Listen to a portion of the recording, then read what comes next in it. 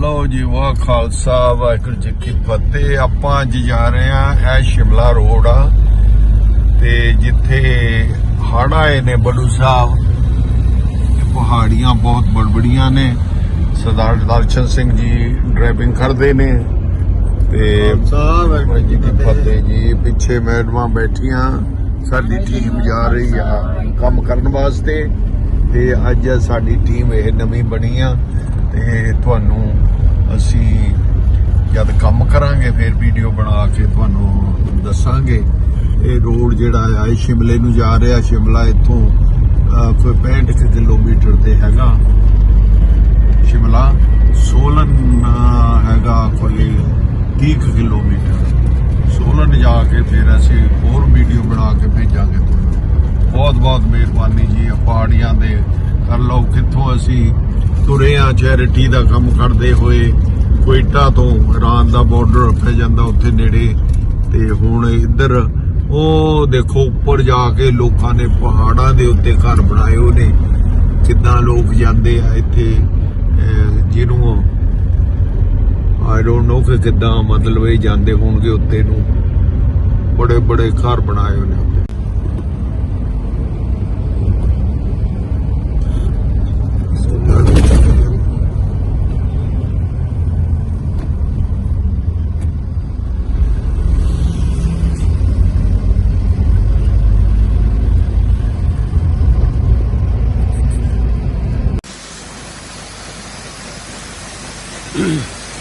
देखो जी पहाड़ियां दे विचों हजे भी पानी डिग रहा ते सब कुछ वो तोड़ी जाता। सड़कां तोड़ दित्तियां ने, अगे कोई रस्ता नहीं हैगा जाण वास्ते।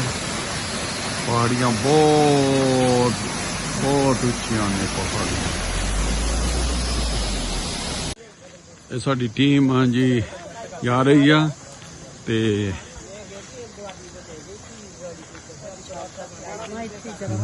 हाँ जी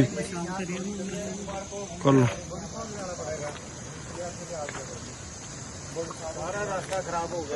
ਤੁਹਾਨੂੰ ਦਿਖਾਉਂਦੇ ਆ ਕਿ ਇੱਥੇ ਪਾਣੀ ਜਿਹੜਾ ਹਜੇ ਵੀ ਚੱਲ ਰਿਹਾ ਹੈਗਾ। ਤੁਹਾਨੂੰ ਇਹ ਸੜਕਾਂ ਸਾਰੀਆਂ ਟੁੱਟੀਆਂ ਪਈਆਂ, ਕਿਸੇ ਪਾਸੇ ਜਾ ਨਹੀਂ ਸਕਦਾ ਆਦਮੀ, ਪੈਰਾਲਾਈਜ਼ ਹੋ ਗਿਆ ਸਭ ਕੁਝ।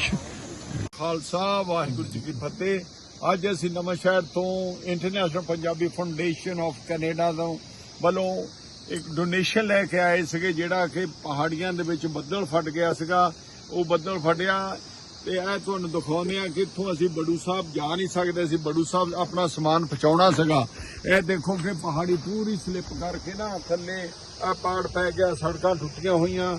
ਇਹ ਤੋਂ ਗਾਹਾਂ ਕੋਈ ਆਵਾਜਾਈ ਨਹੀਂ ਹੈਗੀ, ਨਹੀਂ ਜਾ ਸਕਦੇ। ਇਹ ਦੇਖੋ ਕਿ ਕਿੰਨੀ ਦੂਰ ਥੱਲੇ ਤੱਕ ਇੱਥੋਂ ਪਾਣੀ ਉੱਤੋਂ ਡਿੱਗਿਆ ਤੇ ਪੂਰੀਆਂ ਕਾਰਾਂ ਜਿਹੜੀਆਂ ਸੀ ਲੋਕਾਂ ਦੀਆਂ ਹੜਾ ਕੇ ਲੈ ਗਏ ਦਰਿਆ ਦੇ ਵਿੱਚ ਦੀ।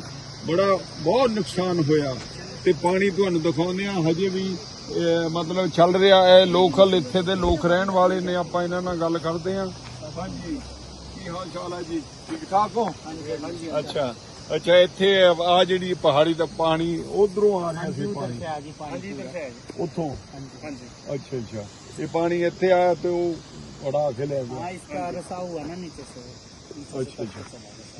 नुकसान जानी नुकसान तो किसी का नहीं हुआ? हाँ जी नुकसान। अच्छा अच्छा। खाली थोड़े बहुत मकान गिरे गुरे हैं। एक दब गया नीचे जी। हाँ जी खेत गया, खेत चले गए सारे नीचे खेत पे हो गए। पाइप पे चली गई। हाँ वो नीचे कार आ रही है ना, वो छोटा जहा पौड़े ਉਹਦੇ ਉੱਤੇ ਦੀ ਕਾਰ ਨਿਕਲ जाएगी। नदी से आएगी, नदी कच्चे रास्ते तो पानी के बीच में जाएगी कार। ओहो बड़ा डेंजरस है हुई।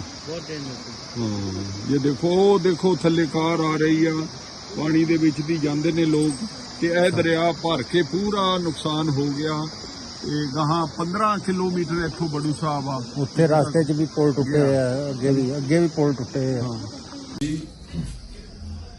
ਇਹ ਤੁਹਾਡੇ ਦਿੱਤੇ ਹੋਏ $1 ਜਿਹੜਾ ਹੈਗਾ ਕਿ ਇੱਥੇ ਅਸੀਂ ਪਹੁੰਚੇ ਹੈਗੇ ਆ ਹਿਮਾਚਲ ਦੇ ਵਿੱਚ। ਬੜੂ ਸਾਹਿਬ ਦਾ ਗਾਹਾਂ ਪੁਲ ਟੁੱਟਿਆ ਹੋਇਆ ਤੇ ਕਾਰ ਨਹੀਂ ਜਾ ਸਕਦੀ, ਕੁਛ ਨਹੀਂ ਜਾ ਸਕਦਾ ਅੰਦਰ। ਤੇ ਸੋ ਅੱਛੇ ਬੜੂ ਸਾਹਿਬ ਵਾਲਿਆਂ ਦਾ ਗੁਰਦੁਆਰਾ ਜਿਹੜਾ ਰਾਜਘਾਟ ਦੇ ਵਿੱਚ ਆ, ਉਹਨਾਂ ਨੇ ਕਿਹਾ ਵੀ ਇੱਥੇ ਆਪਣਾ ਸਮਾਨ ਰੱਖ ਦਿਓ ਤੁਸੀਂ, ਅਸੀਂ ਫਿਰ ਬਾਅਦ ਵਿੱਚ ਡਿਸਟ੍ਰੀਬਿਊਟ ਕਰ ਦਵਾਂਗੇ ਜਿਹਨੂੰ ਜਿਹਨੂੰ ਜ਼ਰੂਰਤ ਹੋਈ। ਤੇ ਉਹਨਾਂ ਨੂੰ ਆਪਾਂ ਦੇ ਦੇਵਾਂਗੇ। ਇਹ ਅਸੀਂ ਇੱਥੇ ਭਾਈ ਸਾਹਿਬ ਨਹੀਂ ਹੈ, ਉਹਨਾਂ ਦੇ ਘਰੋਂ ਆ, ਉਹਨਾਂ ਦੇ ਹਵਾਲੇ ਕਰ ਦਿੱਤੇ ਨੇ ਬੰਡਲ। ਤੇ ਅਸੀਂ ਸਵੇਰ ਦੇ ਤੁਰੇ ਅਸੀਂ ਨਵਾਂ ਸ਼ਹਿਰ ਤੋਂ ਆਏ ਸੀਗੇ ਦੇਣ ਵਾਸਤੇ, ਤੇ ਹੁਣ ਅਸੀਂ ਇਹ ਛੱਡ ਕੇ ਵਾਪਸ ਚਲੇ ਜਾਂਦੇ ਹਾਂ। ਤੇ ਬਹੁਤ ਬਹੁਤ ਥੈਂਕ ਯੂ ਤੁਹਾਡਾ ਜਿਨ੍ਹਾਂ ਨੇ ਵੀ ਡੋਨੇਸ਼ਨ ਦਿੱਤੀ ਆ। ਇਹ ਤੁਹਾਡਾ ਸਮਾਨ ਅਸੀਂ ਦਿਖਾ ਰਹੇ ਹਾਂ ਕਿ ਤੁਹਾਡਾ ਸਮਾਨ ਦਿੱਤਾ ਹੋਇਆ। ਇੱਥੇ ਹੋਰ ਵੀ ਸਮਾਨ ਸਾਡੇ ਪਾਸ ਹੈ, ਪਰ ਅਸੀਂ ਗਾਹਾਂ ਨਹੀਂ ਜਾ ਸਕਦੇ। ਟੁੱਟਿਆ ਹੋਇਆ ਇੱਕ ਪਾਦਾ ਪਹਾੜੀ ਦੇ ਵਿੱਚ ਜੋ ਵੀ ਪਾਣੀ ਡਿੱਗਿਆ ਸੀਗਾ ਉਹ ਪੁਲ ਤੋੜ ਦਿੱਤੇ, ਗਾਹਾਂ ਰਸਤਾ ਨਹੀਂ ਹੈ। Thank you very much. ਵਾਹ ਖਾਲਸਾ ਵਾਹਿਗੁਰੂ। ਥੈਂਕ ਯੂ ਜੀ।